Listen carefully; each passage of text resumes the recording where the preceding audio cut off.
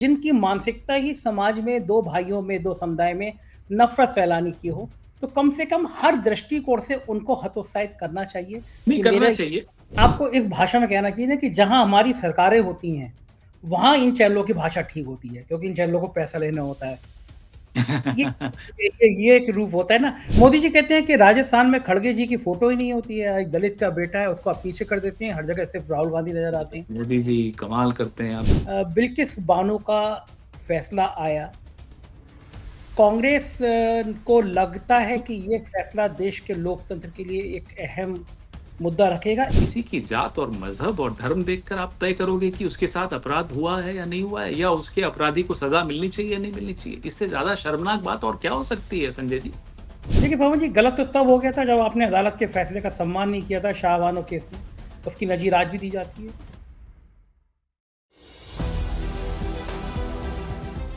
नमस्कार, मैं हूं संजय शर्मा। आप देख रहे हैं 4 पीएम न्यूज़ नेटवर्क। मेरे को जानकारी मिली कि गोदी मीडिया को अभी से निर्देश दे दिए गए हैं कि राहुल गांधी की न्याय यात्रा की नेगेटिव खबरें कैसे करनी है। थोड़ा-मोड़ा नहीं, बहुत मेहनत का काम है, बहुत सारी मेहनत करनी पड़ेगी। सुधीर चौधरी को रोज़ ब्लैक एंड व्हाइट शो में अपने राहुल गांधी की बुराई करनी पड़ेगी, न्याय यात्रा की मज़ाक उड़ानी पड़ेगी, अंजना ओम कश्यप जी को तैयारी करनी पड़ेगी। इस तरह के तमाम अंबानी के ज़हरीले चैनल मौजूद हैं, जो इस न्याय यात्रा का विरोध करेंगे और कहीं न कहीं इस बात को दिखाएँगे कि न्याय यात्रा बड़ी अन्यायपूर्ण है।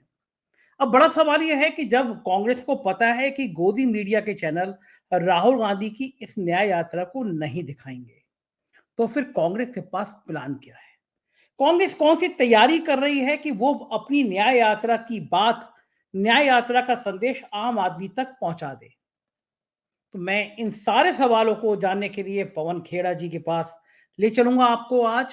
सोशल मीडिया के माध्यम का, सोशल मीडिया के दौर के में पवन खेड़ा एक ऐसे नाम है जो मीडिया का पूरा इंचार्ज हैं। कांग्रेस के फायर ब्रांड प्रवक्ता मैं कह सकता हूँ, एक बड़े नेता कांग्रेस के पवन खेड़ा, जिनके तर्कों की काट फिलहाल गोदी मीडिया के पास नहीं रहती।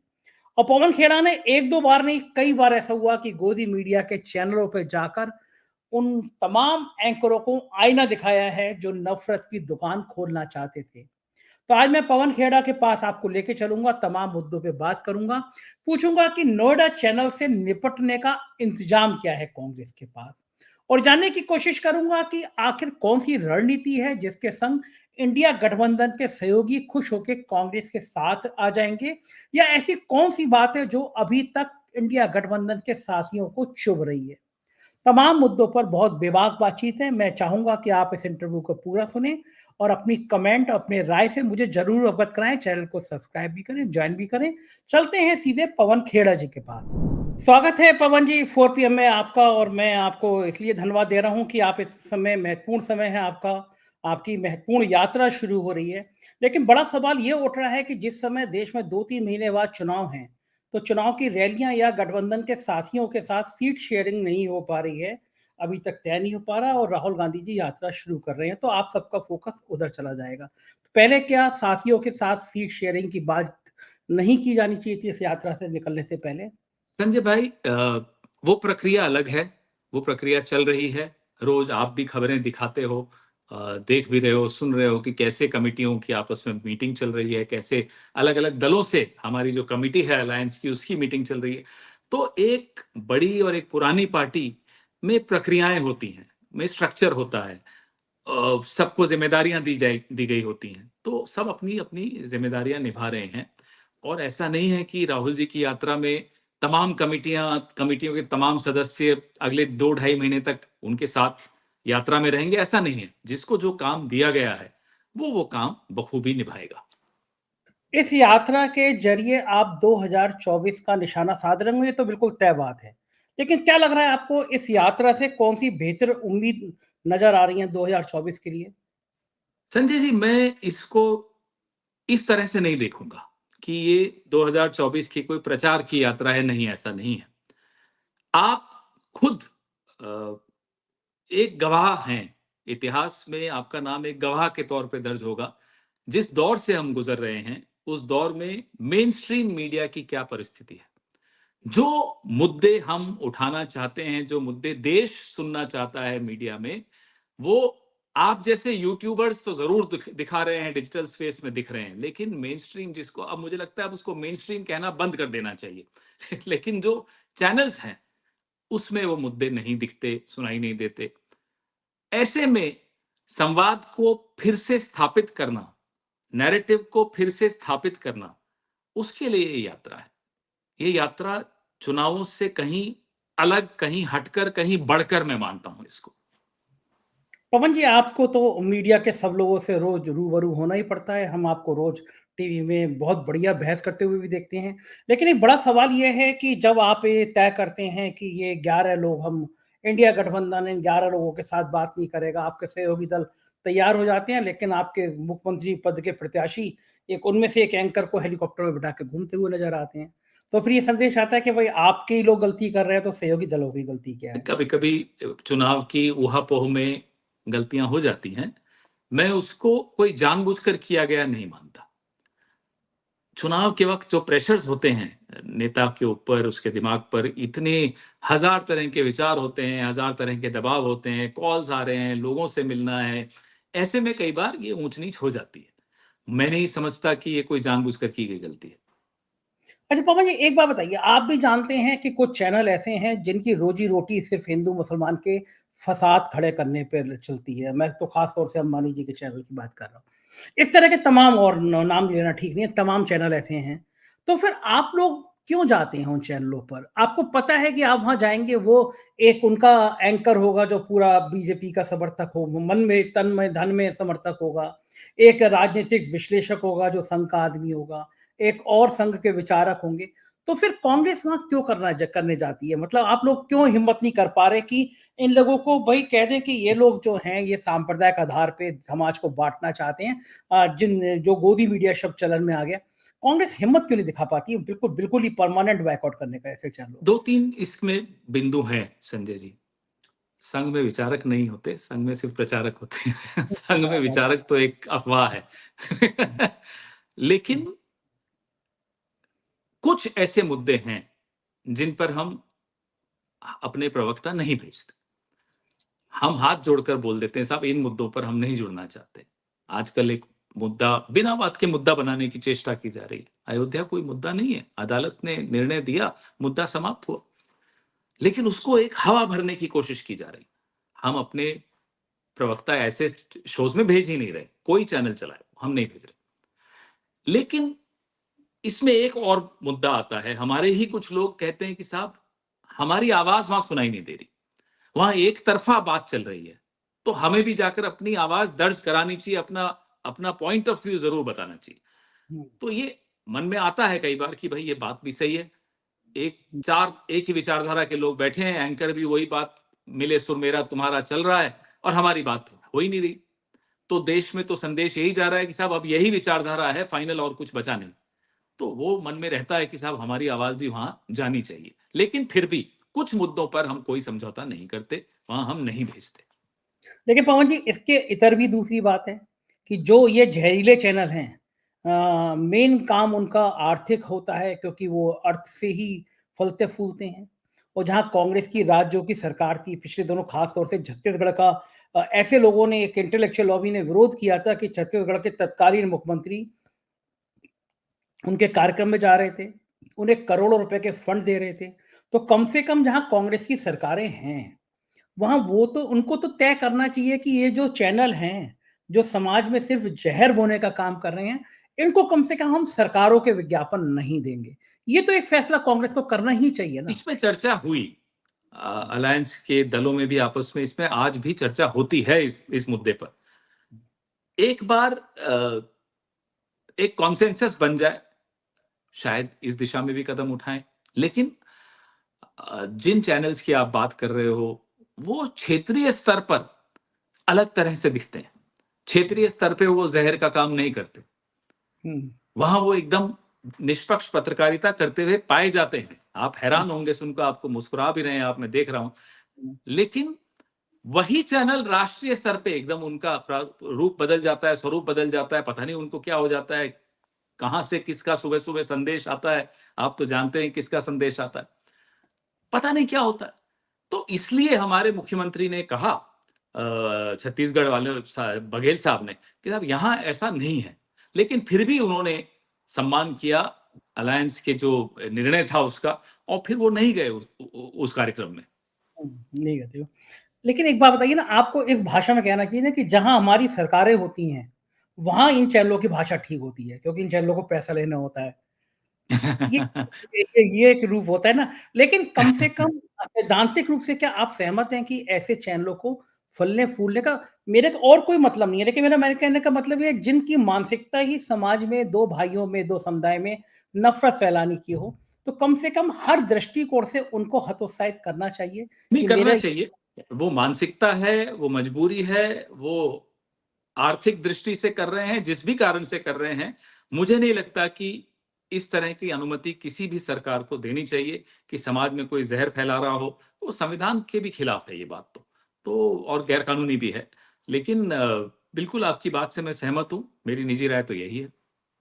पवन जी, बात कर लेते हैं सहयोगी दलों की और खास तौर से उत्तर प्रदेश की। उत्तर प्रदेश में कांग्रेस के कुछ नेता व्यक्तिगत रूप से बातचीत में कहते हैं कि हमको अखिलेश के साथ जाना चाहिए। कुछ नेता कहते हैं हमको मायावती के साथ जाना चाहिए। चुनाव से 2 ढाई महीने पहले बचे हुए हैं केवल अब। चुनाव से पहले यही फैसला नहीं कर पा रही कांग्रेस कि हमको कौन-सी पार्टी के साथ जाना है। तो संगठन के लिए समय कहाँ बचेगा फिर? प्रत्याशी चयन करने का विषय कहाँ बचेगा? संजय जी, ऐसा नहीं है। सबकी अपनी राय हो सकती है और राय कई बार भिन्न भी होती है, परिवार में भी होती है, आपके अपने संस्था में भी ऐसा होता होगा। लेकिन निर्णय एक स्तर पे लिया जाता है, सबकी बात सुनकर लिया जाता है। तो वो निर्णय लिया गया है, और ये तो अलायंस की बात है, तो अलायंस का निर्णय तो अलायंस ही लेगा। उसमें सिर्फ एक दल निर्णय ले ले, ऐसा संभव नहीं है। 28 दल हैं और सबकी बात सुनकर ही निर्णय लिया जाएगा, और निर्णय लिया गया है। 24 से 26 हुए, 26 से 28 हुए, तो सबसे बात करके और फिर ये निष्कर्ष निकाला कि हाँ, दरवाजे खोलने चाहिए, इनको भी, इनके लिए भी स्थान है। तो कोई भी दरवाजे पे दस्तक देता है या किसी की भी आवश्यकता लगती है अलायंस में, तो उसके लिए दरवाजे खुले हैं। तो आपकी बातों से संकेत मिल रहा है कि उत्तर प्रदेश में मायावती की दस्तक का आपको इंतजार है। नहीं, मैं किसी एक राज्य की या किसी एक दल की बात नहीं कर रहा। मैं आपको एक सिद्धांत बता रहा हूँ कि कैसा, किस सिद्धांत पे अलायंस चल रहा है, किस सिद्धांत पे अलायंस नए लोगों को भी शामिल करता है। तो हमारे दरवाजे खिड़की किसी के लिए बंद नहीं है। जो इस विचारधारा को मजबूत करना चाहता है, जो संविधान के प्रति चिंतित है, उसको लगता है कि संविधान खतरे में है और संविधान को बचाने के लिए सबको इकट्ठा होना चाहिए, उनके लिए दरवाजे खुले हैं। पवन जी, मैं तो उत्तर प्रदेश की बात इसलिए खास तौर से कर रहा हूँ कि यहाँ पे 2 सीटें ऐसी हैं, अमेठी, रायबरेली, जिनसे गांधी परिवार का बहुत करीब का नाता रहा है। अमेठी हारे हैं आप लोग पिछली बार। उत्तर प्रदेश सबसे ज़्यादा सीटें देने वाला राज्य है और भारतीय जनता पार्टी की सबसे ज़्यादा उम्मीदें भी इसी राज्य से हैं। इस राज्य पे तो कांग्रेस को सबसे पहले फोकस करना चाहिए था कि इस राज्य पे कैसे रोकें। लेकिन इस राज्य पे अगर यही तय नहीं हो पा रहा है अभी कि हमें सपा के साथ जाना है या बसपा के साथ जाना है, तो परेशानी तो कार्यकर्ताओं में भी होगी, उनके मन में बड़ा अनिश्चितता का भाव होगा। संजय जी, कुछ प्रक्रियाएं ऐसी होती हैं जो दिखती हैं, कुछ प्रक्रियाएं ऐसी होती हैं जो दिखती नहीं है। प्रक्रियाएं चल रही होती हैं। अब मेरा दिल धड़क रहा है, दिख तो नहीं रहा लेकिन धड़क रहा है ना। तो ऐसे कई प्रक्रियाएं होती हैं जो दिखती नहीं है लेकिन हो रही होती हैं। मतलब कि कांग्रेस का दिल मायावती के लिए भी धड़क सकता है। ये संभावना तो हो ही सकती है कांग्रेस ना? का दिल देश के संविधान के लिए धड़क रहा है। जो सबसे बड़ा खतरा है संजय जी, आज वो देश के संविधान को है। उसके हुँ, लिए तमाम 28 दलों का दिल धड़क रहा है, और कई ऐसे दल हैं जो एनडीए में हैं आज, हुँ। उनको भी यही चिंता है। वो भी अकेले में जब मिलते हैं तो कहते हैं कि साहब आप जो कर रहे हैं, ठीक कर रहे हैं। वो भी हिम्मत जुटाने की कोशिश कर रहे हैं। आज आप सिर्फ एक दल की बात कर रहे हैं, ऐसे अनेक दल हैं जिनके बारे में आप शायद आज कल्पना भी नहीं कर पाए। ऐसे दल हैं जो इस बात को लेकर चिंतित हैं, और संविधान को बचाने के लिए वो भी दरवाजे में आना चाहते हैं। कन्फ्यूजन फैला रहे हैं आप ये एनडीए में। मैं कोई ऐसा कन्फ्यूजन नहीं फैला रहा, नहीं कन्फ्यूजन नहीं फैला रहा। आपने खुद हुँ। देखा 24 से 26, 26 से 28 हुए हैं, तो ज़ाहिर-सी बात है कि 28 से 32 भी होगा। तो उनके यहाँ तो ज़्यादा है, वो तो संख्या गिन के बताते हैं कि हमारे यहाँ ज़्यादा हैं एनडीए कोई से। बात नहीं, कोई बात नहीं। आने वाला वक़्त बताएगा कि सीटें कौन कितनी ले जाता है।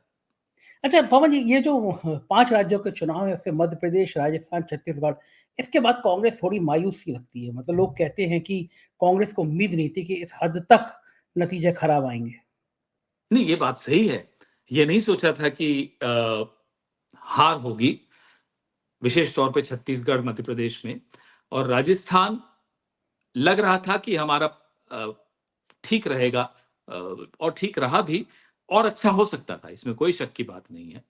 लेकिन आप अगर यही परसेंटेज देखते हैं तो हमने तीनों राज्यों में अपनी परसेंटेज बदस्तूर बना के रखी है।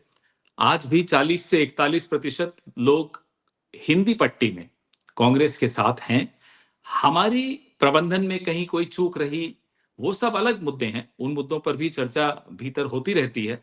लेकिन मायूस होने का समय नहीं है। 2 महीने, ढाई महीने बचे।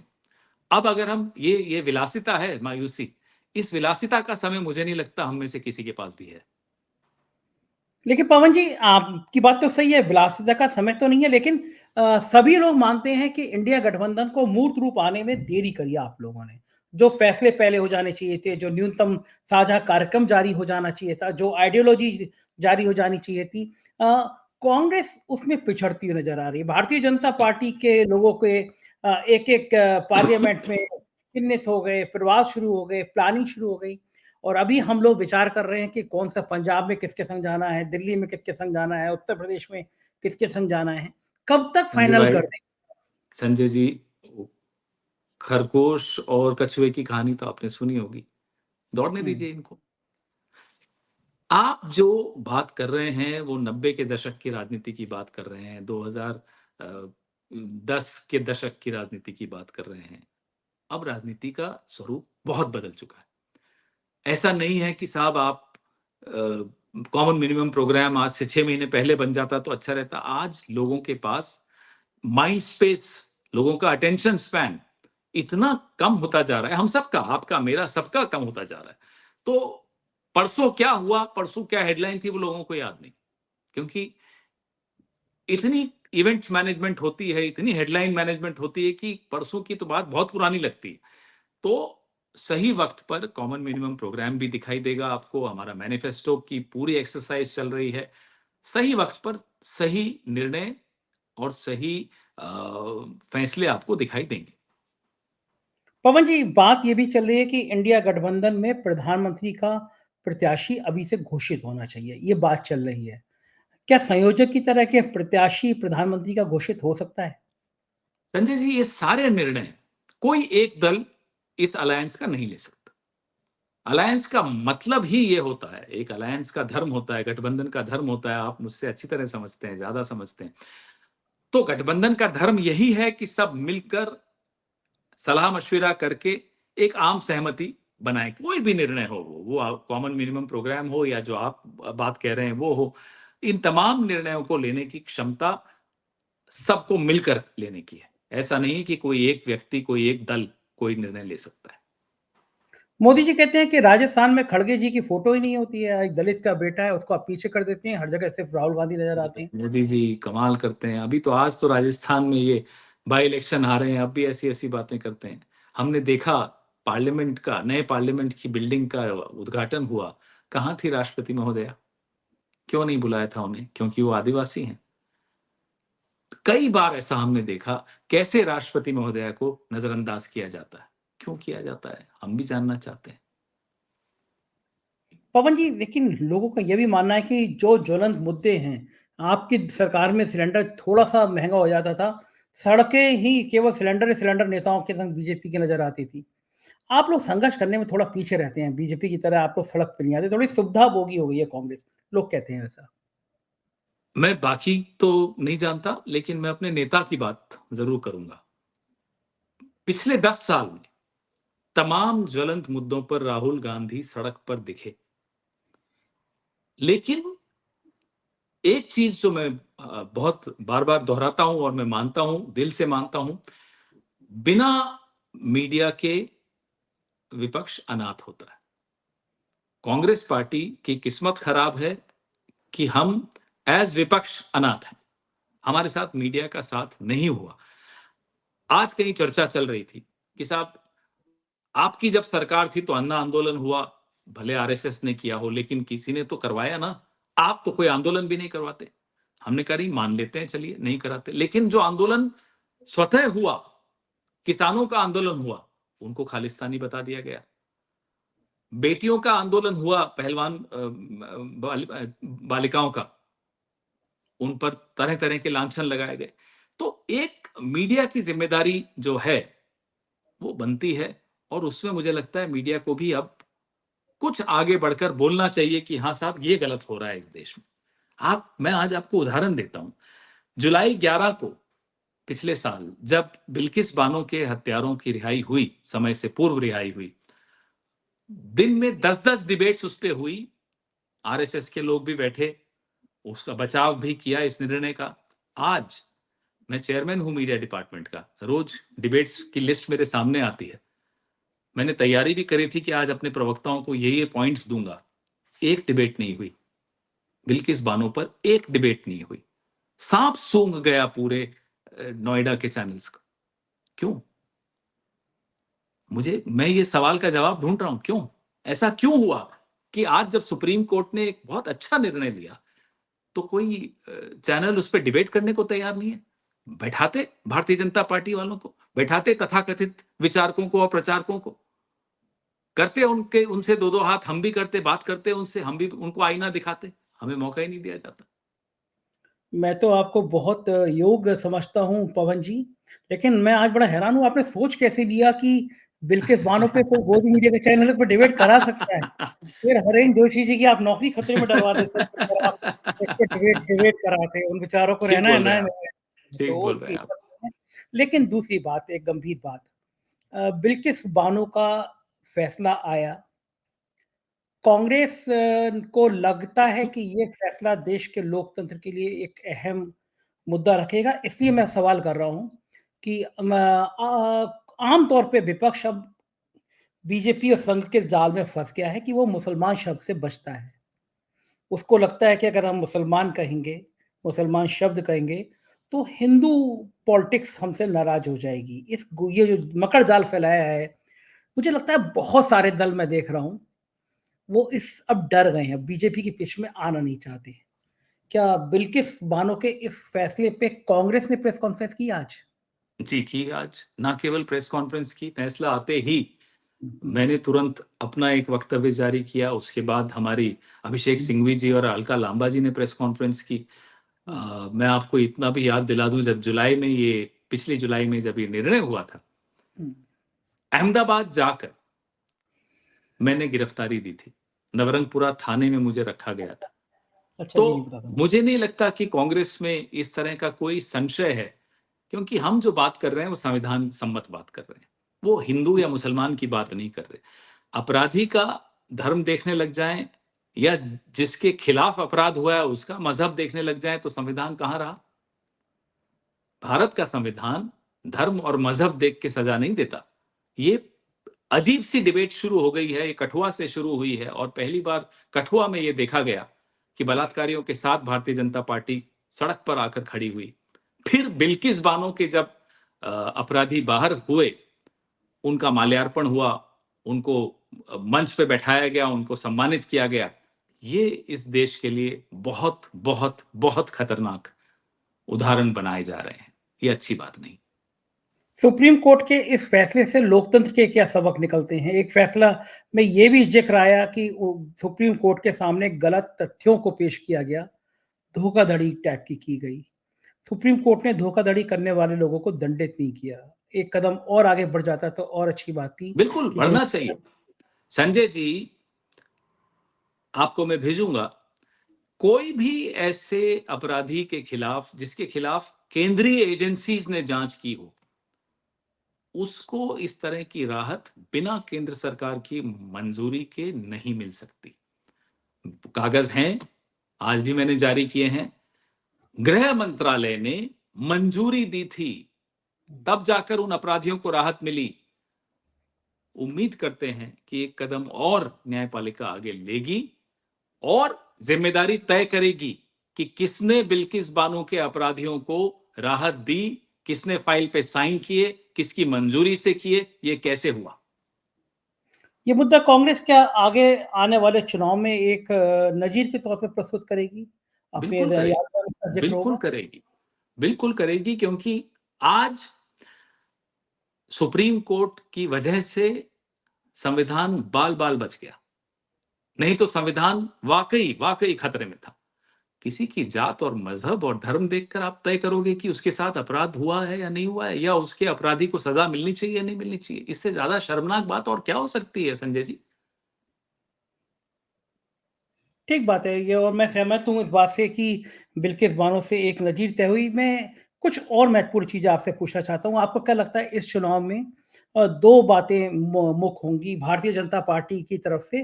धर्म का सबसे अब तक का मजबूत आधार बनाया जाएगा, उसको गाँव-गाँव पहुँचाने की तैयारी हो गई है। गाँव-गाँव में प्रसाद पहुँचने लगेगा। 22 जनवरी के पास अक्षत पहुँचने लगेंगे और भगवान राम के फ़ोटो पहुँचने लगे होंगे। मतलब भगवान राम के सहारे चुनाव लड़ा जा रहा होगा। आप ये तो मानेंगे कि भारत में धर्म एक अफ़ीम के नशे की तरह काम करता है। कांग्रेस के पास इस नशे से उबारने का क्या प्लान है? देखिए संजय जी, ये कोई पहली बार तो भारतीय जनता पार्टी इस तरह का हथकंडा अपना नहीं रही। जब ये भारतीय जनता पार्टी का नाम जनसंघ था या उससे पहले हिंदू महासभा था, तब भी इसी तरह के हथकंडे अपनाए जाते थे। हर बार हर चुनाव से पहले कुछ इसी तरह के विवाद पैदा किए जाते थे, फिर भी हम जीतते थे। ऐसा नहीं है। आप इस देश को, धार्मिक जरूर है, हम सब धार्मिक हैं, अपने अपने आस्था मेरी भी है, आपकी भी है, लेकिन इस देश को आप मूर्ख मत मानिए कि वो धर्म में अंधे होकर कोई वोट देते हैं। ऐसा नहीं है, बिल्कुल ऐसा नहीं है। आप ये सोचिए, 10 साल से किसी की सरकार हो, उसको वोट मांगने जब जाना हो तो उसको तो अपने 10 साल के काम बताने चाहिए। आज उसको भगवान के नाम का सहारा क्यों लेना पड़ रहा है? ये अपने आप में बताता है कि उनके पास 10 साल में क्या किया, ये बताने लायक कुछ है ही नहीं। वो सवाल उठाते हैं कि आप लोग, आपकी पार्टी के नेता हिंदू नहीं हैं, राहुल गांधी आएँगे नहीं 22 जनवरी को, ये मल्लिकार्जुन कमाल की खड़गे बात है, ये हरियाणा। सर्टिफिकेट क्यों देंगे साहब? हुँ। हमें याद है, हम स्कूल में पढ़ते थे जब ये मंदिर का पूरा मूवमेंट चल रहा था, तो हमारे नेता कांग्रेस के कहते थे साहब अदालत जो कहेगी वो स्वीकार्य होगा, वो फाइनल होगा। तब से आज तक हमारा स्टैंड तो वही रहा। इनके नेता आडवाणी जी कहते थे नहीं नहीं, अदालत का क्या काम है, ये तो आस्था का विषय है। फिर इन्हें भी अदालत के ही रास्ते पर आना पड़ा। अरे अदालत का निर्णय हुआ, सबने स्वीकार किया, वो निर्णय अब मंदिर बन रहा है, उसमें क्या आपत्ति है किसी को भी? उसमें क्यों आप सर्टिफिकेट बनाकर ठेकेदार बन के घूम रहे हो? मेरे और मेरे भगवान के बीच में बिचौलियों का क्या काम है, मुझे तो ये बताइए। कोई भी बिचौलिया कैसे बन जाएगा? हाँ, पुजारी की पूरे सम्मान होता है, लेकिन मेरे और मेरे पुजारी और मेरे भगवान के बीच में कोई चौथा बिचौलिया मैं नहीं बर्दाश्त करूंगा। शंकराचार्य चारों नहीं जा रहे, क्यों नहीं जा रहे? उनको भी सर्टिफिकेट देंगे ये लोग। तो ये कह देना कि साहब ये हिंदू है वो हिंदू नहीं है, हु आर यू? आप हैं कौन ये सर्टिफिकेट देने वाले? बात तो ठीक है, लेकिन कांग्रेस डर रही है। कांग्रेस ये कह नहीं पा रही कि ताला तो हमने खुलवाया था, चबूतरा तो हमने बनवाया था। अदालत अदालत के निर्णय तब भी थे। अदालत के निर्णय से जो जो हुआ वो हुआ सबके सामने। तो आप ये बात लोगों को बता दीजिए ना कि चबूतरा ताला हमने सबको मालूम खुलवाया है, था। सबको मालूम है कि Congress party rule of law में विश्वास रखती है। कानून, अगर कोई विवाद मेरा और आपका संपत्ति को लेकर हो जाता है और विवाद आपसी बातचीत में नहीं हल हो पाता, तो हम अदालत पे जाते हैं। अदालत में निर्णय जो आता है वो स्वीकार करना करते हैं सब। उसमें क्या गलत है? सबको मालूम है। लेकिन पवन जी, गलत तो तब हो गया था जब आपने अदालत के फैसले का सम्मान नहीं किया था शाहबानो केस में। उसकी नज़ीर आज भी दी जाती है और लड़ाई वहाँ से नहीं, शुरू हुई। उसका भी पूरा इतिहास है, उस पे किसी और दिन जरूर चर्चा करेंगे। पूरा एक उस पे शो रखिए आप, और लोगों को बुलाइए, मैं भी आना चाहूंगा उसमें। उसका इतिहास है, उसको भी बड़े अलग ढंग से इन्होंने पेश किया। खैर उस पर कभी और चर्चा कर लेंगे। ठीक लेकिन है पवन जी, जो चलिए उस पे जो चर्चा करेंगे, लेकिन जो एक जो मुद्दे हैं, जिन मुद्दों पर लोगों को अपने 10 साल की रिपोर्ट कार्ड जिनको देना चाहिए, वो उन मुद्दों पर आए, बात करें। क्यों नहीं करते? क्यों नहीं बताते कि साहब 45 साल में रिकॉर्ड टूटा बेरोजगारी तक, क्यों टूटा बताएं? क्यों महिला सुरक्षा की यह हालत है बताएं? क्यों महंगाई इतनी बढ़ गई है बताएं? क्यों पेपर लीक हर इनके राज्यों में? आप देखिए गुजरात में 30 केस हो गए हैं पेपर लीक के। क्यों हुए बताएं? नौजवानों की जिंदगी के साथ जो खिलवाड़ हो रहा है अग्निवीर के तहत, बताएं, उसका जवाब दें। आपको मालूम है 2 साल में 50,000 के 35,000 के लगभग आत्महत्याएं नौजवानों ने की। ये कोई छोटा आंकड़ा नहीं है। रोज के 50 नौजवान आत्महत्या कर रहे हो, उस देश में सबसे बड़ा मुद्दा तो यही होना चाहिए। आप सोचिए कि क्यों ये इस मुद्दे से ध्यान बटाकर आपको अलग-अलग नए-नए मुद्दे, नए-नए विवाद पैदा करते हैं ताकि इन मुद्दों पर चर्चा ना हो। अगर आप जैसे यूट्यूबर्स ना हो तो इन मुद्दों पर तो कभी चर्चा ही नहीं होगी। चलिए पवन जी, एक आखिरी सवाल। आपको भी पता है कि आपकी यात्रा गोदी मीडिया सकारात्मक रूप से दिखाने का संभव नहीं है। जैसे आज कोई बिल के बानों पे डिबेट नहीं थी, ऐसी आपकी न्याय यात्रा पे कोई बहुत ज्यादा सकारात्मक रुचि तो दिखाएगी नहीं वो। तो कांग्रेस के पास में प्लान क्या है गोदी मीडिया का से निपटने का या जनता तक अपनी बात पहुंचाने का? आज़ादी का आंदोलन चल रहा था, तब तो ये सब था भी नहीं। मीडिया बहुत लिमिटेड था, सोशल मीडिया नाम की कोई चीज़ नहीं थी। हमने अपना संदेश तब पहुँचा दिया। आपको लगता है कि कांग्रेस एक काडर बेस्ड पार्टी नहीं है, तो हमारे पास वो तमाम तरीके नहीं हैं अपनी संदेश पहुँचाने के। माफ़ कीजिएगा, कांग्रेस पार्टी के पास जो ताकत है, वो भाजपा के पास नहीं है। इनके पास धन होगा, इनके पास बल होगा, इनके पास एजेंसियाँ होंगी, इनके पास तमाम तथाकथित गोदी मीडिया होगा। हमारे पास आज भी वो ताकत है कि हम अपना संदेश पहुँचा देंगे और ये न्याय का संदेश है। जिसके भी साथ अन्याय हुआ हो, वो दलित हो, वो आदिवासी हो, वो पिछड़ा हो, वो महिला हो, वो अल्पसंख्यक हो, वो आर्थिक रूप से पिछड़ा हो, अपर कास्ट में भी आर्थिक रूप से पिछड़ा हो। अन्याय तो सबके साथ हुआ है। आपकी ज़िंदगी में भी अन्याय देखा आपने, मैंने भी देखा है। तो जिसके साथ अन्याय हुआ है, उसको हमारी ये न्याय की बात समझ में आएगी। उसके लिए कोई नोएडा पर निर्भरता नहीं चाहिए किसी को भी। बिल्कुल सही पवन जी, आपको डर नहीं लगता? हवाई जहाज तक असम पुलिस पहुंच गई थी एक बार आपके लिए। डरते तो कांग्रेस में थोड़े होते हैं। निडर हैं सही इसलिए बात। कांग्रेस में है। बिल्कुल, बिल्कुल। बहुत-बहुत शुक्रिया पवन जी, आपने अपना इतना कीमती समय दिया। धन्यवाद संजय आभार। जी। तो सुना आपने, ये थे पवन खेड़ा जी, कांग्रेस के फायर ब्रांड नेता। और मैं जानना चाहूंगा कि आपको ये इंटरव्यू कैसा लगा? आपकी राय मेरे लिए बड़ा मायने रखती है। तो चैनल को सब्सक्राइब करिएगा, ज्वाइन करिएगा, अपनी राय से अवगत कराइएगा।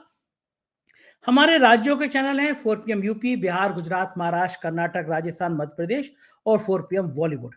इन्हें भी सब्सक्राइब करिएगा। शुक्रिया, थैंक यू।